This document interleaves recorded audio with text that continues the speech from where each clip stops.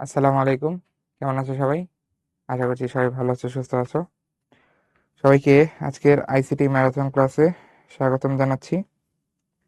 আশা করছি তোমাদের এন্ড থেকে সাউন্ড ভিডিও সব ঠিকঠাক আছে। ওকে, আমরা চ্যাপ্টার 6 তোমাদের শর্ট সিলেবাসে নাই, এবং এইটা থেকে কোশ্চেনও খুব বেশি যে আসবে তাও না। আমরা এই যতটুকু অংশ তোমাদের এর আগে পরীক্ষায় আসছিল ওই অংশটাই দেখাবো, ঠিক আছে? পুরোটা দেখাবো না, জাস্ট আগে পরীক্ষায় যেই সব জায়গা থেকে কোশ্চেন আসছিল ওগুলোই দেখাবো। তো আমাদের ডেটাবেস ম্যানেজমেন্ট সিস্টেমের একদম শুরুতে মেমোরি নিয়ে কিছু কথাবার্তা বলা আছে, কম্পিউটারের মেমোরি বা কম্পিউটার নিয়ে কথাবার্তা বলা আছে, এইটাই আমরা একটু দেখবো, ঠিক আছে? আর বাকি জিনিসপত্র এইভাবে দেখার দরকার নেই। সো কম্পিউটার তোমরা জানো যে একটা মেশিন যার অনেকগুলো অংশ আছে আলাদা আলাদা, এবং প্রত্যেকটার আলাদা আলাদা কাজও আছে, ঠিক আছে? যেমন কম্পিউটারের একটা খুবই গুরুত্বপূর্ণ তোমার যন্ত্রাংশ হচ্ছে সিপিইউ। এটাকে আমরা বলি সেন্ট্রাল প্রসেসিং ইউনিট, মানে এটা হচ্ছে কম্পিউটারের অনেকটা ব্রেইনের মতো, ঠিক আছে? এখানে হচ্ছে মেইন যোগ বিয়োগ গুণ ভাগ গুলা হয়, ঠিক আছে? মানে গাণিতিক কাজগুলো এখানে হয় সব। ওকে, তো তুমি যা যা কম্পিউটারকে করতে দাও সব এই এই জায়গাতে হয়, এই সিপিইউ, সেন্ট্রাল প্রসেসিং ইউনিট, বা এটাকে আমরা প্রসেসরও বলি।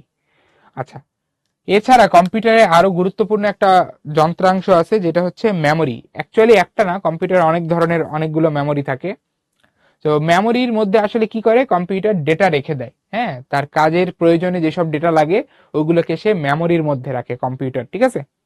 আচ্ছা, এখন এই যে যে কম্পিউটারের মেমোরি থাকে, এই মেমোরি আবার দুই ধরনের হয়। মেমোরিকে আমরা দুই ভাগে ভাগ করতে পারি। একটাকে বলা হয় ভোলাটাইল বা অস্থায়ী, মানে যেটা হচ্ছে আসলে টেম্পোরারি ভাবে তোমার ডেটা রাখে, সেটা সেই ধরনের মেমোরিকে আমরা বলি ভোলাটাইল। অর্থাৎ কম্পিউটার যদি তুমি অফ করে দাও তাহলে এখান থেকে ডেটা মুছে যাবে। কম্পিউটার অফ করে দিলে তোমার ডেটা মুছে যাবে। আর আরেক ধরনের আছে নন ভোলাটাইল বা স্থায়ী। এখানে সরি, নন ভোলাটাইলের ক্ষেত্রে কম্পিউটার অফ করলেও ডেটা মুছে যাবে না, এখানে পার্মানেন্টলি ডেটা স্টোর থাকে, ঠিক আছে? তো দুইটার সংজ্ঞা এখানে দেওয়া আছে, খেয়াল করো যে আমাদের নন ভোলাটাইল হচ্ছে সেই সকল মেমোরি যেখানে তোমার কম্পিউটার বন্ধ করার পরেও ডেটা সংরক্ষিত থাকে। উদাহরণ কি কি আছে? হার্ড ডিস্ক, রম, ডিভিডি, ইউএসবি ড্রাইভ। তুমি হার্ড ডিস্কে কোনো ধরো ফাইল যদি রাখো, এটা কম্পিউটার বন্ধ হয়ে গেলেও কিন্তু মুছে যাবে না। কিন্তু অস্থায়ী মেমোরি যেগুলো আছে, যেমন র্যাম, র্যান্ডম অ্যাক্সেস মেমোরি, এখানে যেই ডেটাগুলো থাকে তোমার কাজের সময় তুমি যখন কোনো একটা অ্যাপ চালাও তখন যেই ডেটাগুলো র্যামে আসে, এগুলো কম্পিউটার বন্ধ হয়ে গেলে র্যাম থেকে মুছে যায়। এই কারণে একে আমরা বলি অস্থায়ী বা ভোলাটাইল, ঠিক আছে? তো কম্পিউটার আসলে কাজের প্রয়োজনে দুই ধরনের মেমোরি ব্যবহার করে, ঠিক আছে? আচ্ছা, এখন আমরা একটু মেমোরি গুলার ধারণ ক্ষমতা এবং তোমার গতি দেখবো, ঠিক আছে? তো আমাদের কম্পিউটারে অনেক ধরনের মেমোরি থাকে, সবগুলো এখানে দেওয়া আছে। তো একদম উপরে যেটা দেখতে পাচ্ছেন এটাকে আমরা বলি রেজিস্টার। রেজিস্টার একটা মেমোরি যার ধারণ ক্ষমতা খুবই কম। রেজিস্টার তোমরা ওই যে ইসেও পড়ে আসছো চ্যাপ্টার 3-তে। রেজিস্টারের সাইজ হয় সাধারণত 8 বা 16 বা 32 বিট, অনেক অল্প, ঠিক আছে? তো এত ছোট ধারণ ক্ষমতার একটা মেমোরি ডিভাইস আমরা হচ্ছে ব্যবহার করি, কারণ এটার গতি অনেক বেশি। গতি অনেক বেশি কেন? গতি বেশি কেন? কারণ এই রেজিস্টার হচ্ছে সিপিইউর কাছে থাকে, হ্যাঁ, আমাদের প্রসেসরের কাছে থাকে, এই কারণে সিপিইউর কাছে থাকে দেখে এটার গতি অনেক বেশি হয়, ঠিক আছে? এরপরে কিছু ক্যাশ মেমোরি আছে। ক্যাশ মেমোরি গুলো হচ্ছে তোমার সিপিইউর থেকে একটু দূরে থাকে, এখানে ধারণ ক্ষমতাটা একটু বেশি, এটাও মেমোরি। এরপরে থাকে র্যাম, এরপরে ভার্চুয়াল মেমোরি বা হার্ড ডিস্ক যেটাকে আমরা বলি।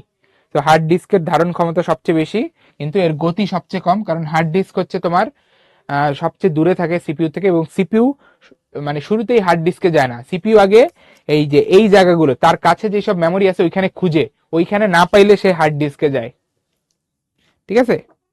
আমার কথা বুঝতে পারছো?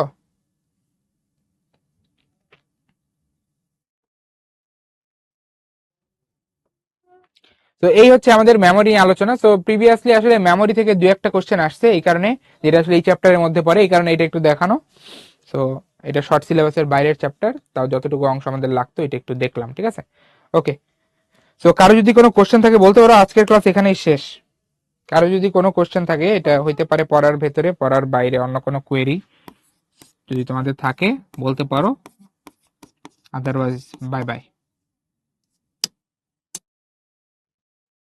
ওকে, ঠিক আছে। আমাদের এই ভার্সিটি আইসিটির যে কোর্স ক্লাসগুলো ছিল এগুলো কিন্তু আজকে শেষ হয়ে গেছে, ঠিক আছে। তো তোমাদের সাথে এক হিসাবে শেষ দেখা, এই কোর্সে শেষ দেখা। পরবর্তীতে আবার হয়তোবা কোথাও দেখা হয়ে যেতে পারে, বলা যায় না। যাই হোক, তোমরা ভালো থাকো, তোমাদের জন্য অনেক দোয়া থাকলো। তোমরাও আসলে চেষ্টা চালায় যাও, কারণ আলটিমেটলি দিন শেষে তোমার চেষ্টার উপরেই 90% ডিপেন্ড করে, আর বাকিটা তোমার গুড লাক এবং তোমার আশেপাশের মানুষের সহযোগিতা এবং তোমার শুভাকাঙ্ক্ষীর দোয়া, সব কিছুর একটা প্রভাব তো আছেই। হ্যাঁ, তার পাশাপাশি তোমার চেষ্টাটা বেশি ইম্পর্টেন্ট, আমি মনে করি ওইটাই 90%। হ্যাঁ, আর বাকিগুলো হচ্ছে তোমার প্রভাবক। আর হচ্ছে কিছু কোশ্চেন, হ্যাঁ দোয়া অবশ্যই থাকবে। দোয়া আসলে এটা বলা লাগে না, সব সময় দোয়া আসে। আর হচ্ছে তোমার হচ্ছে সার্কুলার যখন দিবে, আমি একটা কথা বলি, আমার নিজের এই ভুলটা হয়েছে, তো আমি চাই না তোমরা এই ভুলগুলো করো। এটা হচ্ছে আমার একটা পরীক্ষা আমি মিস করছি জাস্ট বিকজ আমি সার্কুলারটা ভালো করে পড়ি নাই, ঠিক আছে। সো তোমরাও এই ভুলগুলো করবা না, ঠিক আছে।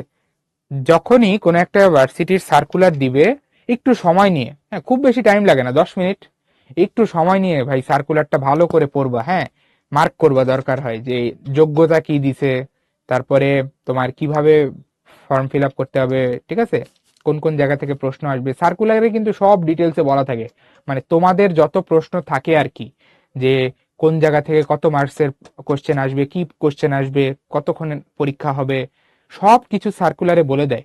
তো সার্কুলারটা ওয়েবসাইট থেকে ডাউনলোড করে দেওয়া, অলরেডি তো দেওয়া শুরু করে দিয়েছে সার্কুলার, তো এখন এই যে সিজন তো চলেই আসছে, সো সার্কুলার দেওয়া শুরু করে দিবে একটা একটা করে। সার্কুলারটা অ্যাটলিস্ট 10 মিনিট নিয়ে ভালো করে পড়বা, কোনো কিছু যেন ইম্পর্টেন্ট জিনিসগুলো যেন মিস না হয়, ঠিক আছে। আর ফর্ম ফিল আপটাও যখন করবা একটু ভালো করে ডাবল চেক করে করে ঠিক মতো সব মানে দেখে শুনে ফিল আপ করবা, ঠিক আছে। আর হচ্ছে আইসিটির জন্য হচ্ছে, হ্যাঁ আইসিটি কোন কোন ভার্সিটিতে আসবে এটা ওই যে বললাম না, যে তোমাকে বলে দিবে যে পরীক্ষার বিষয়াবলী কি এবং কত মার্কস কোন জায়গায় থাকবে, এটা সব বলে দিবে। আমি তো তোমাকে লাস্ট ইয়ারের ডাটাগুলো দিছি, ওই যে আমি প্রিভিয়াস ক্লাসে তো তোমাকে ডেটা দিছিলাম যে কোথায় কোথায় পরীক্ষা আসে। জাহাঙ্গীরনগরে আসে, তারপরে হচ্ছে তোমার রাজশাহী ইউনিভার্সিটিতে আসে, ঠিক আছে, খুলনা ইউনিভার্সিটিতে আসে, এগুলো তো আমি তোমাকে প্রিভিয়াস ইয়ারের ডেটা থেকে বলছি। বাট এই বছর কিন্তু চেঞ্জ হইতে পারে, এবং এটা কিন্তু হচ্ছে অনেক জায়গায়। আইসিটি আগে জীবনেও ছিল না, হুট করে আইসিটি অনেক জায়গায় নিয়ে আসতেছে নতুন নতুন করে। তো তোমার বার যে কি চেঞ্জ হবে এটা আসলে সার্কুলার না দেখা পর্যন্ত বলা যাবে না, বুঝছো। তো আমি তোমাদেরকে রিকোয়েস্ট করবো এটা, যেহেতু তোমাদের প্র্যাকটিস করা আছে, তোমাদের তো মানে ক্লাসগুলো করা হয়েছে, সো মাথায় কনসেপ্ট আছে, তো সার্কুলার দিলে তুমি জাস্ট একটু শিওর হয়ে যাবা। এরপরে তোমার পরীক্ষার আগে যতটুকু প্রিপারেশন গোছানো দরকার আইসিটি থেকে, ওইটা হচ্ছে তুমি যে কোশ্চেন সলভ টলভ করে এবং ইম্পর্টেন্ট জায়গাগুলো একটু রিভাইজ দিয়ে এটা ঠিক করে ফেলবা। আইসিটির জন্য তোমাকে একদম আহামরি বাকি সাবজেক্টের মতো পড়তে হবে না, তোমার কনসেপ্টটা ইন্টারে যতটুকু পড়ছো ওইটা মাথায় থাকলেই হবে। তার পাশাপাশি একটু ওই যে বোর্ড কোশ্চেন, মানে আইসিটির স্ট্যান্ডার্ডটা হাইয়েস্ট বোর্ড কোশ্চেন, মানে তোমার অন্যান্য সাবজেক্টের ক্ষেত্রে হয়তোবা বোর্ড কোশ্চেনের চেয়ে মাঝে মাঝে কিছু ডিফিকাল্ট কোশ্চেন দিয়ে দেয়, বাট আইসিটির জন্য এটা স্ট্যান্ডার্ড হচ্ছে হাইয়েস্ট বোর্ড কোশ্চেন। সো তুমি হচ্ছে বোর্ড কোশ্চেন গুলো একটু দেখলা, তোমার বার যেগুলো আসছে বা আগের বছর ওগুলো একটু দেখলা, তারপরে অনুশীলনীতে যেসব কোশ্চেন থাকে ওগুলো একটু কয়েকটা সলভ করলা, ঠিক আছে।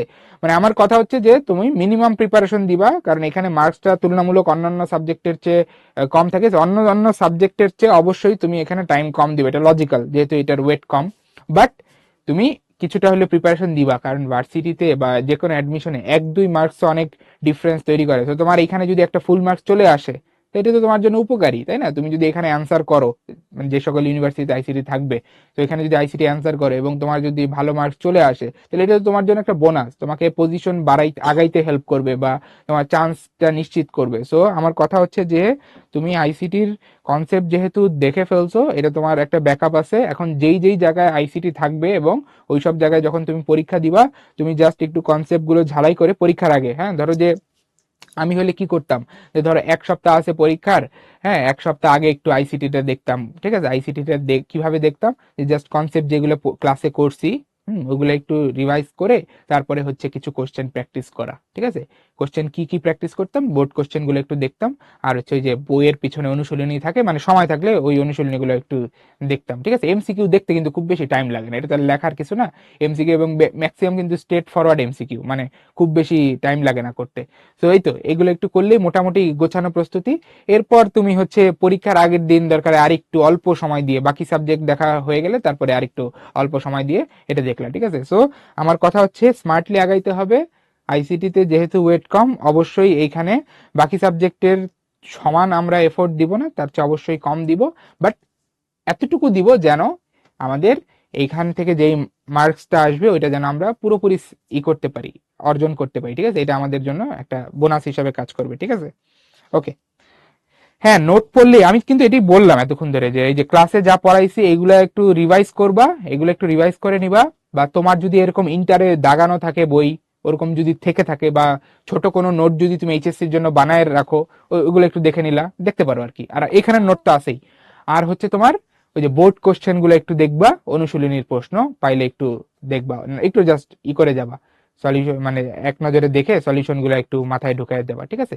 তো এই আর কি, মানে খুব বেশি দেখা লাগবে না। তোমার বোর্ড স্ট্যান্ডার্ড আমি যেটা বললাম, মানে বোর্ডে যেই ডিফিকাল্টি ফেস করছো এমসিকিউতে ওরকমই, এর চেয়ে বেশি হওয়ার কোনো পসিবিলিটি নাই। ওকে, ঠিক আছে। সো তোমরা ভালো থাকো, সুস্থ থাকো। আর হচ্ছে সুস্থ থাকা অনেক ইম্পর্টেন্ট, বিশেষ করে এখন যেহেতু পরীক্ষাগুলো শুরু হয়ে যাবে, একটু হেলথের দিকেরও হচ্ছে নজর দিও, ঠিক আছে। মানে একটু চেষ্টা করো যে হেলদি লাইফস্টাইল মেনটেন করার, যেন তুমি কোনোভাবে তোমার ভুলের কারণে যেন অসুস্থ না হয়ে পারো, ঠিক আছে। আর বাকিটা তো সবই আল্লাহর ইচ্ছা।